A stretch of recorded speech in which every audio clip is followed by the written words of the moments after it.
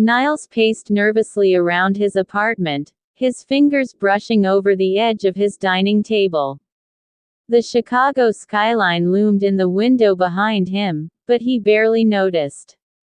His thoughts were consumed with one thing: how to break the news to his parents. It had taken him months to build up the courage to tell them about Matilda. Not just because she was from Sweden, but because she represented everything his parents never imagined for him.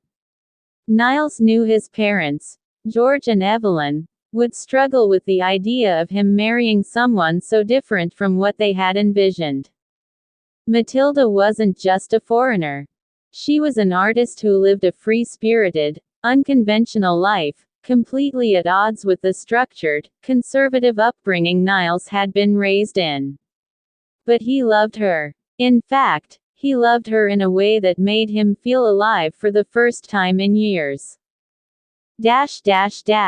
Niles met Matilda during a rare trip abroad. As a software engineer with a penchant for over-planning and playing it safe, international travel had never been high on his priority list. But when his best friend Marcus convinced him to take a vacation to Stockholm, everything changed. It was at a cozy art gallery, tucked away in the heart of the city, where their paths crossed. Matilda was showcasing her latest collection, a series of abstract pieces inspired by Scandinavian folklore.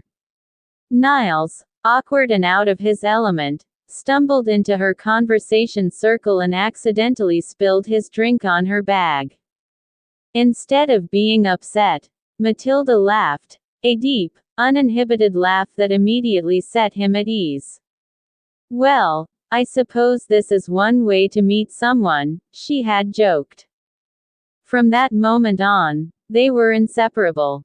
For the rest of his trip, they explored the city together, sharing stories, dreams, and vulnerabilities. Their connection was undeniable, and when he returned to Chicago, they promised to stay in touch.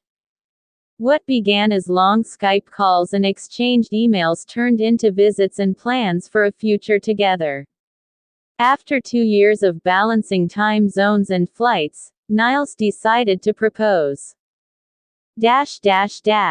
Inviting his parents over for dinner had been his way of trying to ease them into the idea. Niles spent hours preparing their favorite meal, hoping that the comfort of home-cooked food would soften the blow.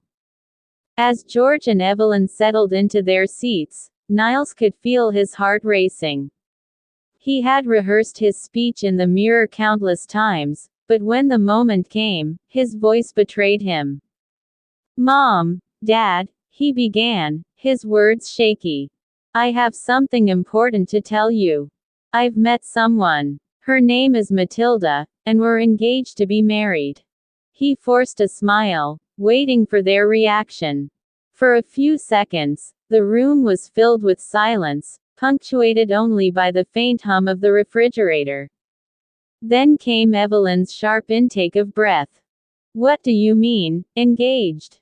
she asked, her voice tight. "To who?" George added, his brow furrowed. "And where is she from?" "She's from Sweden," Niles replied, his hands gripping the edge of the table. "We've been together for 2 years. I love her, and I want to spend the rest of my life with her."